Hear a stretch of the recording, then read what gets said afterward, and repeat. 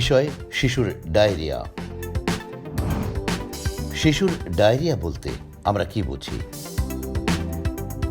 শিশু ডায়রিয়া বলতে আমরা যেটা বুঝি যে শিশু যদি 24 ঘন্টায় 3 বারের বেশি পাতলা পায়খানা করে এবং এটা যদি 14 দিনের কম সময়ে স্থায়ী হয়, সেটাকে আমরা শিশু ডায়রিয়া বলি বা অ্যাকুট ওয়াটারি ডায়রিয়া বলি। বর্তমানে বাংলাদেশে শিশুর ডায়রিয়ার প্রকোপ কেমন? আমাদের দেশে যেহেতু আমরা থার্ড ওয়ার্ল্ড কান্ট্রিতে আছি, আমাদের এখানে প্রকোপ অন্যান্য দেশের তুলনায় অত্যন্ত বেশি। আমাদের প্রতি বছর প্রায় 5% শিশু ডায়রিয়া আক্রান্ত হয়, যেটা প্রতি 20 জন ডায়রিয়া আক্রান্ত হয়। শিশুর ডায়রিয়ার লক্ষণগুলো কি কি? সাধারণত ভাইরাস জনিত কারণটা সবচেয়ে বেশি এবং এটা অনেক সময় সিজনাল ভেরিয়েশন থাকে। সাধারণত নভেম্বর থেকে জানুয়ারি পর্যন্ত এই ডায়রিয়া সবচেয়ে বেশি হয়। আর অন্যান্য কারণের মধ্যে ব্যাকটেরিয়াল জনিত কারণ আছে সেখানে, আর পটজোয়া জনিত কারণ আছে। তবে আমাদের এখানে শীতকালে সাধারণত ভাইরাল ডায়রিয়া বেশি হয় এবং গরমকালে বা গ্রীষ্মকালে ব্যাকটেরিয়া জনিত ডায়রিয়াটা সবচেয়ে বেশি থাকে। শিশুর ডায়রিয়ার কারণগুলো কি কি? চিকিৎসার ভিতরে ডায়রিয়া হলে আমরা জানি যে পানি শূন্যতা একমাত্র কারণ, ডায়রিয়ার কারণ। সেক্ষেত্রে আমাদেরকে ডায়রিয়ার পরপরই শিশুদেরকে খাবার স্যালাইন দিতে হবে এবং সঠিক নিয়মে স্যালাইন বানাতে হবে। আমরা সাধারণত স্যালাইন বানানোতে অনেক সময় ভুল করে থাকি। প্রতি হাফ লিটারে 1 প্যাকেট স্যালাইন গুলতে হবে এবং পায়খানার পরপরই বাচ্চাকে খাওয়াতে হবে।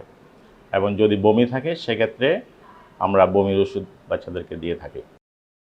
শিশুর ডায়রিয়ার প্রাথমিক চিকিৎসা কি?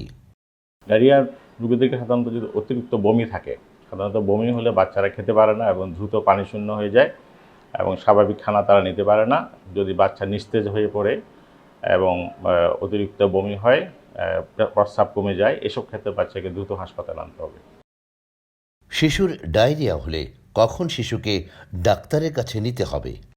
ডায়রিয়ার রোগীদেরকে সাধারণত যদি অতিরিক্ত বমি থাকে, সাধারণত বমি হলে বাচ্চারা খেতে পারে না এবং দ্রুত পানিশূন্য হয়ে যায় এবং স্বাভাবিক খানা তারা নিতে পারে না।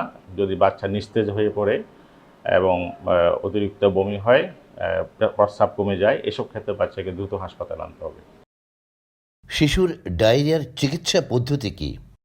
ডায়রিয়ার বিভিন্ন ধরনের পানি শূন্যতা আছে। সাধারণত মধ্যম বা কম পানি শূন্যতা হলে আমরা বাসায় চিকিৎসা নিতে পারি। সেক্ষেত্রে রুগীকে তার বয়স এবং ওজন অনুযায়ী খাবার স্যালাইন দিতে হবে এবং যদি অতিরিক্ত পানি শূন্যতা হয়, প্রস্রাব কমে যায় এবং বাচ্চা নিস্তেজ হয়ে পড়ে, সেক্ষেত্রে তাকে হাসপাতালে এনে রগে স্যালাইন দিয়ে চিকিৎসাটা করতে হবে। প্রয়োজনে আমরা এখানে যদি তার ব্যাকটেরিয়াল জনিত ডায়রিয়া হয়, সেক্ষেত্রে অ্যান্টিবায়োটিক দিয়ে চিকিৎসা করা লাগে।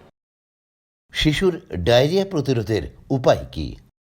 বিশুদ্ধ পানি পান করা। আমাদের বেশিরভাগ ডায়রিয়া হয় দূষিত পানি পান করার মাধ্যমে, অথবা বাসি খাবার খাওয়া, অথবা আমরা যদি হাইজিন মেনটেন না করি, আমরা যদি খাওয়ার আগে এবং বাথরুমের পরে যদি হাত না ধুই, সেক্ষেত্রে ডায়রিয়া হতে পারে। তাই এইসব বিষয় যদি আমরা নজর দিই, তাহলে আমাদের ডায়রিয়া প্রতিরোধ করতে পারি। শিশুর ডায়রিয়া হলে মায়েদের প্রতি আপনার পরামর্শ কি? বাচ্চার যত্ন নিতে হবে, অবশ্যই বিশুদ্ধ পানি পান করাতে হবে। আমরা বিভিন্নভাবে বিশুদ্ধ পানি খেতে পারি, তার মধ্যে একটা হচ্ছে যে পানিকে অবশ্যই বয়েলিং করতে পারেন, 1 নাম্বার। 2 হচ্ছে কিছু পিউরিফিকেশান আছে, যেমন ইলেকট্রিক পিউরিফায়ার ইউজ করতে পারি। আর ডায়রিয়া হলে ডায়রিয়ার পরপরই তাদেরকে খাবার স্যালাইন খাওয়ানো শুরু করতে হবে, এটাই। আর ফলমূল যেটা আমরা খাওয়াইতে পারি, জিঙ্ক আছে, আমরা জিঙ্ক ডাক্তারের পরামর্শ অনুযায়ী জিঙ্ক সিরাপ খাওয়াইতে পারি বাচ্চাদের।